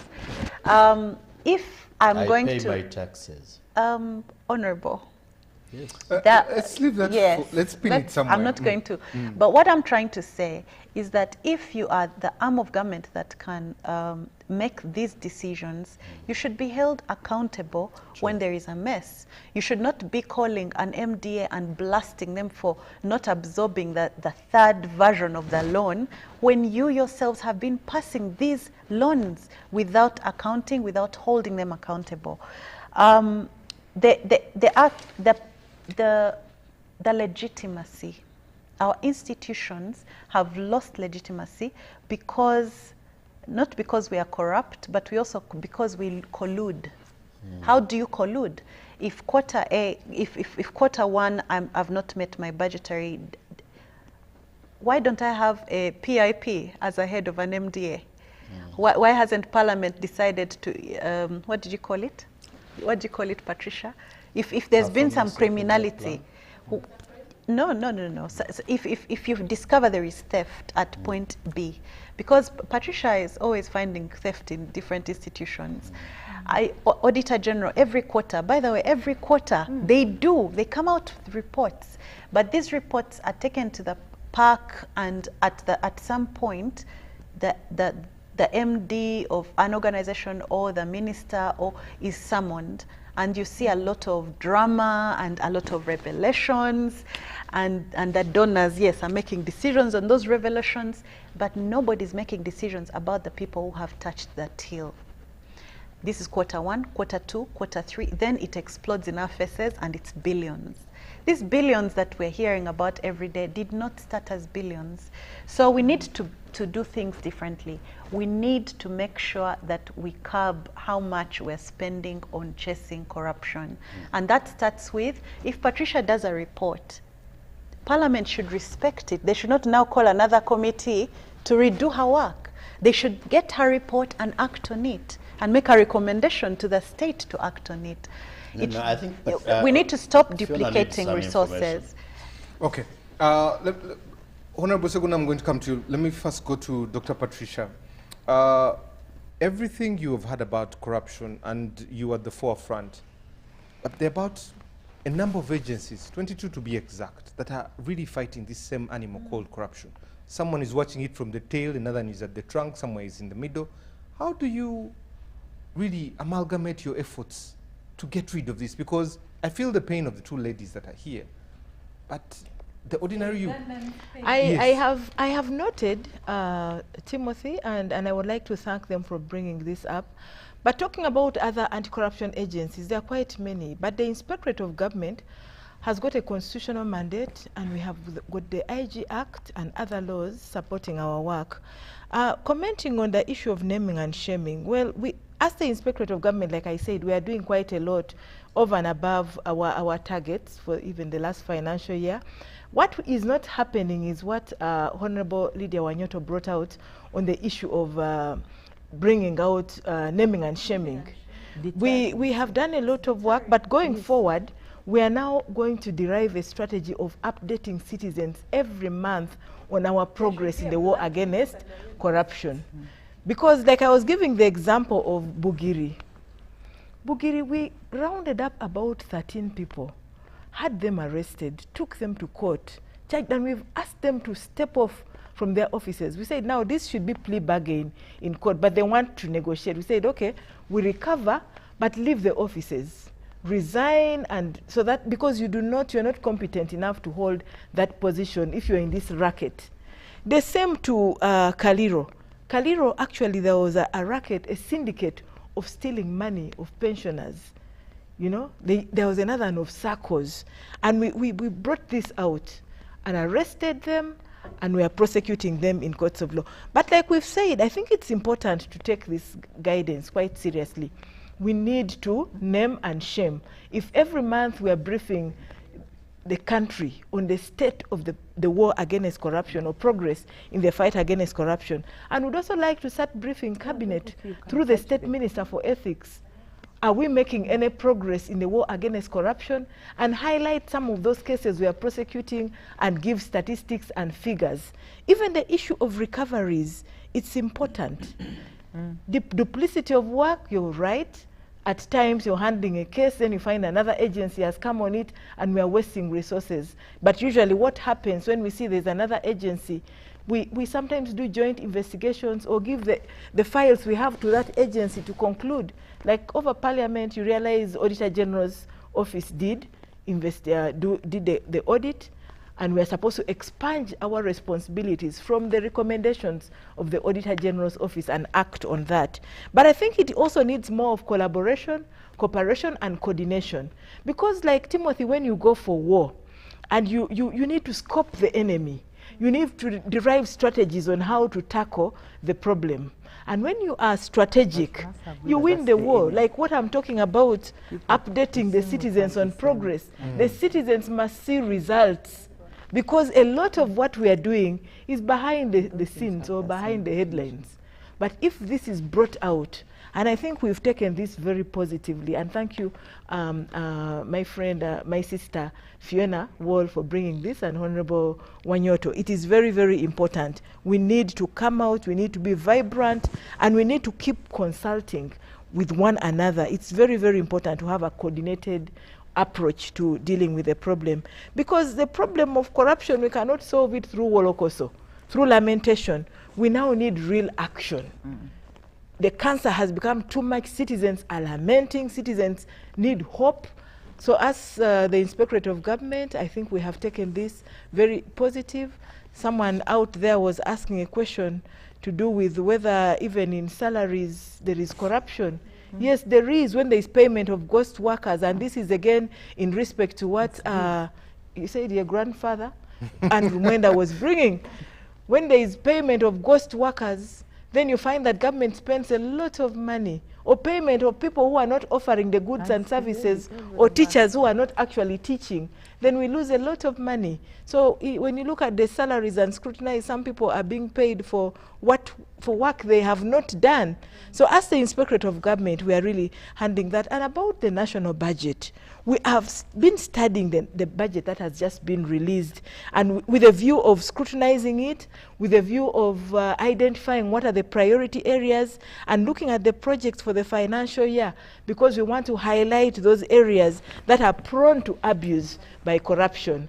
And when we do that, then we will be able to avoid the thing of people sitting and planning that, for me, in my work plan and budget, mfunirawa, we want to completely abolish that thing of mfunirawa, where people are stealing and siphoning money from the budget. We want to see service delivery and value for money in all government programs, and in so doing, I think we'll be advancing the war against corruption. Yes. Thank you very much. Our time is fast spent, so I'm going to give you parting shots. I'll start with Fiona, Honorable Wanyoto, Andrew, Honorable Medad, and finally Dr. Patricia. Over to you, Fiona. Ugandans are eternal optimists. I love that about them, but I also kind of think it's part of our problem. So when we get the IGG and tell them to fight corruption, they actually want to end it in 1 month. I think we need to realize that I'm just using you as an example, Patricia. We need, as a country, we need to stop looking at corruption as this monster we have to eat or kill in 1 day. We need to, first of all, know that it's a cancer. You kill cancer with chemotherapy, with various approaches, and you kill it with consistency. I think Honorable Medad talked about it. You kill it with systems that work and a commitment to results. Like my grandfather said. And the other thing we're going to need to do, when I was in a little school, a beautiful school called Victoria Nile School in Jinja, there was a problem there because we all liked to speak Lusoga, and they used to give us what they called a speech card. It was very humiliating to get a speech card. Why? Because it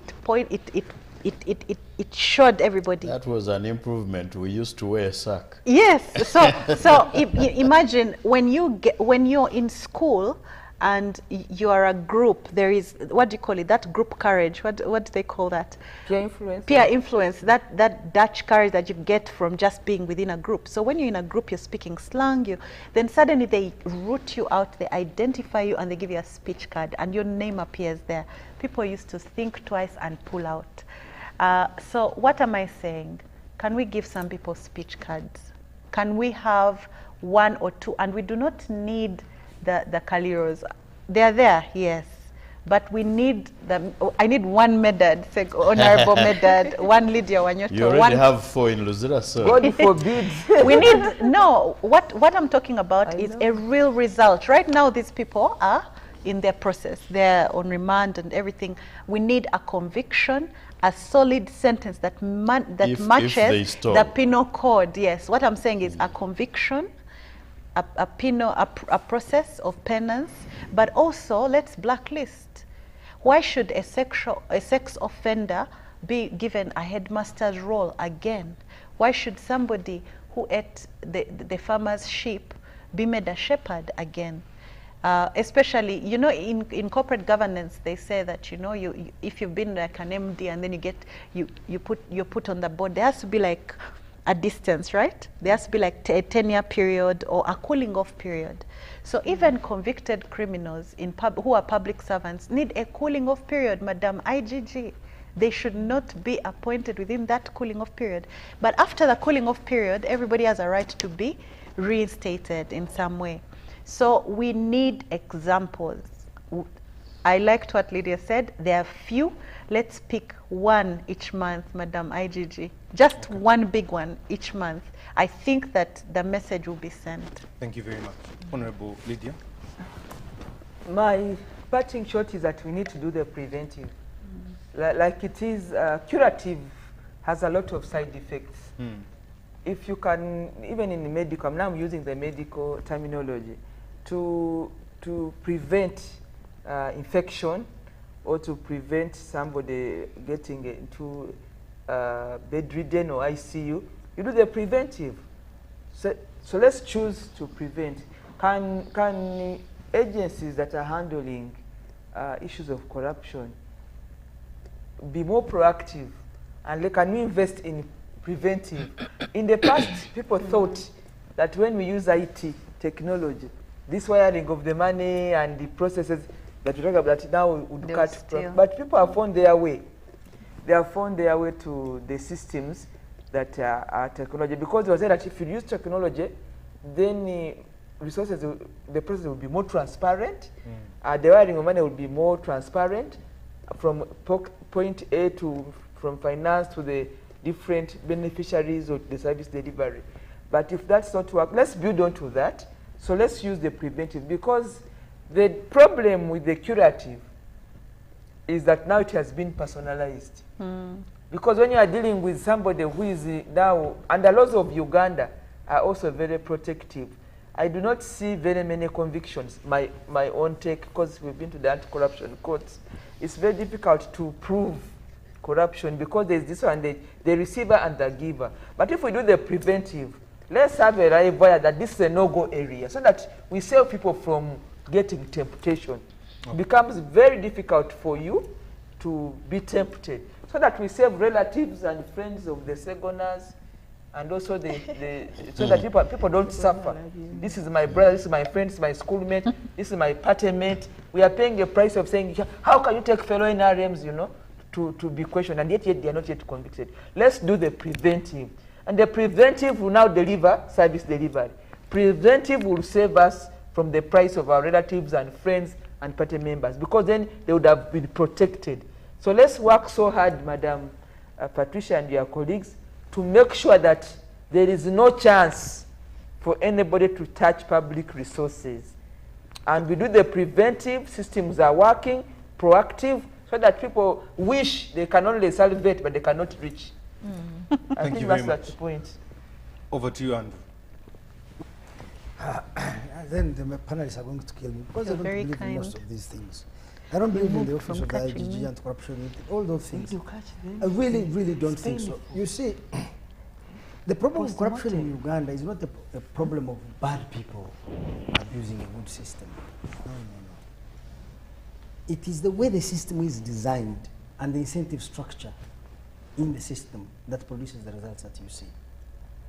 So if you say that you're just going to have a very vigilant system, let me give you an example. When Museveni came here, he's the one who created the IGG. Am I correct? He was accusing Obote and Amin of being corrupt.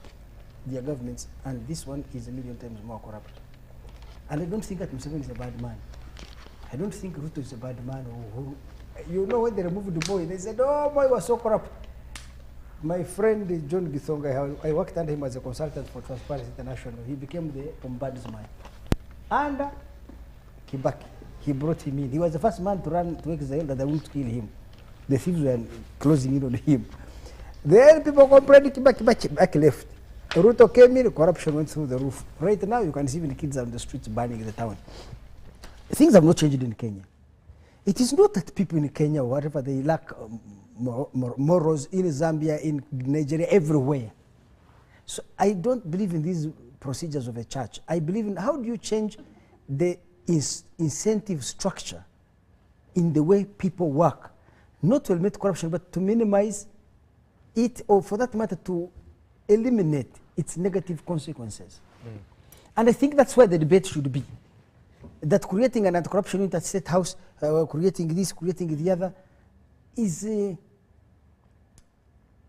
how can I put it? Is a journey to nowhere. The IGG has been there for 500 years since Museveni created it, and corruption has been growing. CID has been there. ISO has been fighting corruption. In fact, I'm inclined to believe that if you want to understand how corruption has proliferated in Uganda, you need to understand anti-corruption institutions. Because, Lydia, it's not true that Uganda does not punish the corrupt. You should know that. If you go to Luzira, you'll find so many public officials rotting there in Luzira. About the preventive now. Yes. So I think that how do we engineer the system? Let me give that a URA official finds it much more profitable for them To do the right thing. to maximize tax revenue from a taxpayer, because he can go to a taxpayer, does an estimate, the guy is supposed to pay 20 billion, he says you give me 1 billion and pay only 5, you see, and discounts 14 from the state. Or a union official finds a contractor, and the contractor gives them a percentage, and you know, maybe they take a bid that is very high. How do you create an incentive structure? Because if you read a person like Max Weber who wrote about bureaucracy, one of the things he argued, modern bureaucracy, this, by the way, the idea of corruption up to the 1900s never existed as corruption in the Western world. In the Western world, using public office for private gain was perfectly legal and normal. So, but the evolution of modern bureaucracy was built on the idea that it is through pursuit of collective goals that a person's personal advancement would be enhanced. So in the previous feudal systems, pre-bureaucratic systems, you directly used your office for personal gain. Now, the new system was to say that your personal growth, whether in income, prestige, and status, will be through the pursuit of collective goals. How was that achieved? By people being offered long-term career rewards. So the more you could see the British system, my father was a civil servant of the British system, the more you worked and dedicated yourself to your job, the greater was your prestige, then you get promoted, you're given a career path over time that allows you to grow in prestige, in status, and even, because income is not always the only thing people are looking for, and recognition. So how do we re-engineer the systems of Uganda such a way that they encourage people to pursue collective goals as a means for them to enhance their own personal prestige, status, and income? Okay. Thank you very much. And reorganizing that structure is something that needs to be debated in Uganda, but trying to punish the corrupt, arresting them, even shooting them, so many countries have tried them. I remember Rawlings, when he took over power, he lined up 5 presidents and shot them, former presidents. You see, thinking that he will end corruption. Of course, corruption in Ghana did not reduce. thank you very much. Honorable Medet. Well, it's a mouthful for me, especially when reference has consistently been made to Parliament. First, to give information that committees of Parliament do not duplicate their work, but we share agencies and agree who does what is in the rules. Secondly, we do not review Auditor General's reports on a quarterly basis, but rather on an annual basis. Thirdly, that when we review those reports and make recommendations, which eventually become resolutions of Parliament, we follow them through a Treasury memorandum, and eventually, if, somehow we coined in our rules, I think is the 222 action taken points, where we demand action taken by the executive. Now, when you begin stampeding us to do certain things a certain way, you're going to destroy this country. If you're going to be a judge, you've got to be impartial, no prejudice, and do not respond to stampede. I think CJ, Katurebe CJ, as he then was addressing Kale Kaihura at the death of Joan Kagezi, when Kale Kaihura said, we told you to allow us detain these people without trial for 90 days. You refused. So now Parliament has gotten reason to amend the Constitution. Katurebe CJ said, made reference to Chinua Achebe, said, don't cut that forest because you will need it when you're being pursued. Do not stampede institutions. One, to break the law. Two, to react that way.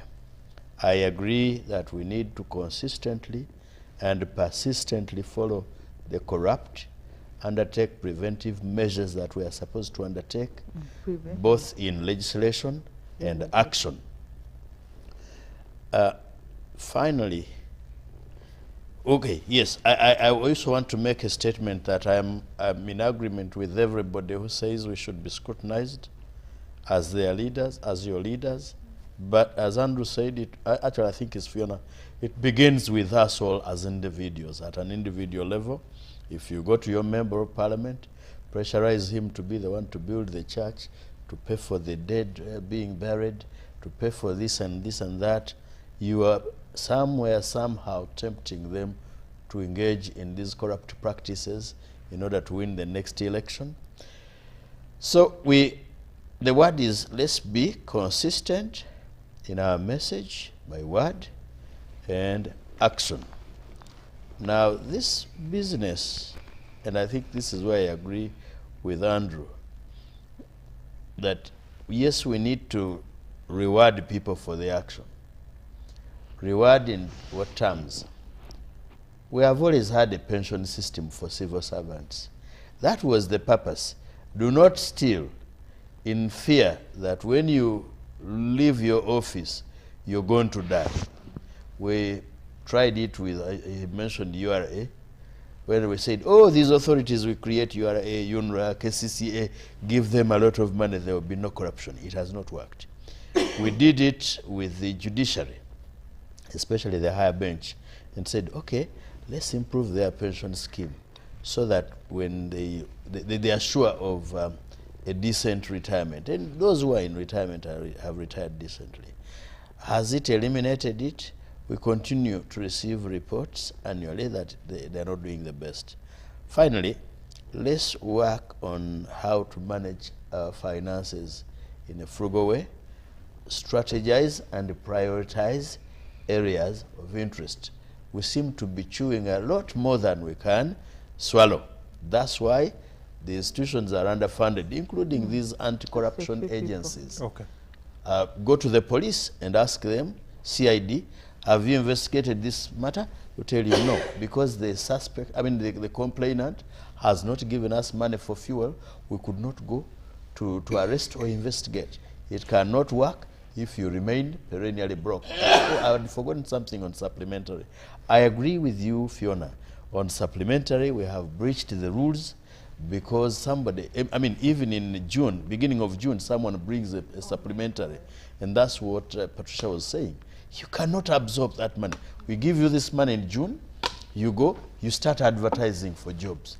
When are you going to recruit? That's money that goes back to the consolidation. Thank you very much. Lastly, Dr. Patricia. Thank you. I would like to say here that the Inspectorate of Government is using both the preventive and proactive approach as a multifaceted approach in the fight against corruption. The preventive, we have talked about the strengthening transparency, accountability and anti-corruption, and empowering the citizens to demand for accountability from an informed perspective. And again, we have used the proactive, as in we're investigating and prosecuting cases of corruption.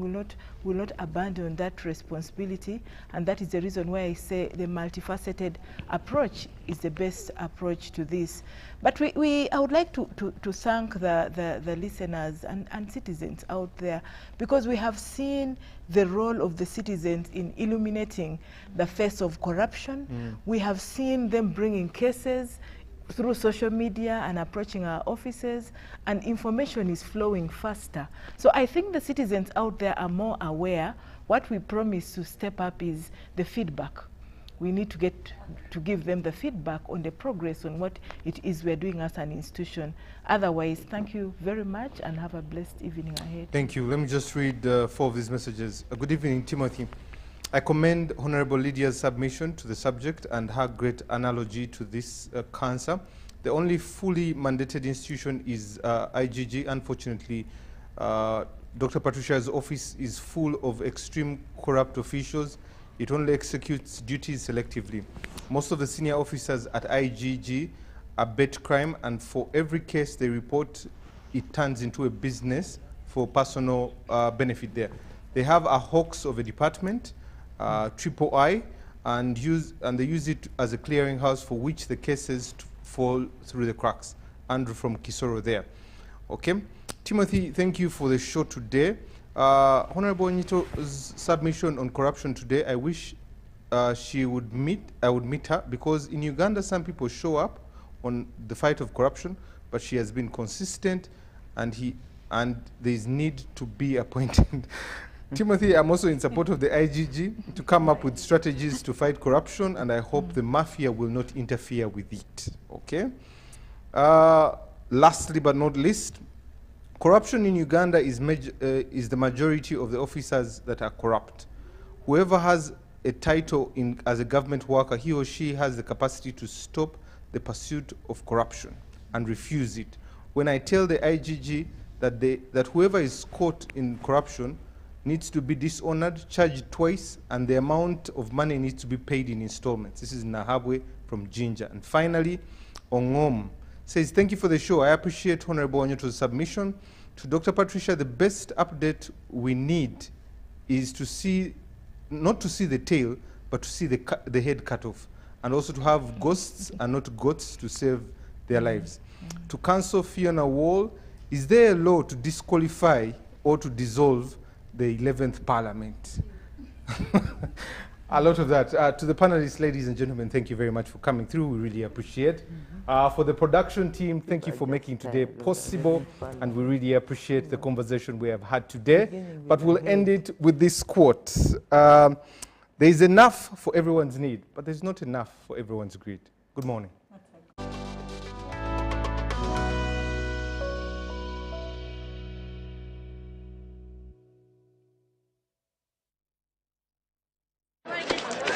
Juko. Yo. Wachikuwa. Check the shopping, man. What's your secret? Haven't you heard of the Parish Development Model, PDM? Yes, I did, but I thought it was just a talk. No, Sebatia. It is real. I and a few friends together formed a circle, accessed money from the PDM, invested in a poultry project, and now things are moving. Juko. I thought I was one of your friends. You are. But you left me behind. I didn't leave you in poverty. What you do, just visit your